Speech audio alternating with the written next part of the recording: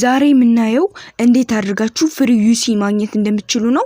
ፕላስ አይከኑን ነክታችሁ የፈለጋችሁት መጠን ያክል ዩሲ ካዘዛችሁ በኋላ እንደምታዩት የኔ አሁን 8100 ዩሲ ጨመረልኝ። ከላይ እንደምታዩት እንዴት አድርጌ ዩሲ እንዳገኘሁት ማየት ከፈለጋችሁ ሙሉ ቪዲዮን እዩት።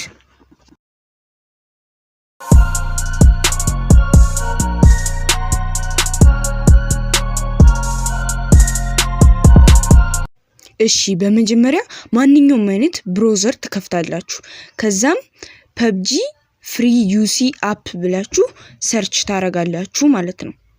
ሊንኩን ዲስክሪፕሽን ላይ አስቀምጥላችኋለሁ ማለት ነው። የሁሉንም ሰርች ካረጋችሁም በኋላ ትንሽ ዝቅ እንዳረጋችሁት ይሄንኛውን ፍሪ ዩሲ የሚለውን እሱን አንዴት ነኩታላችሁ።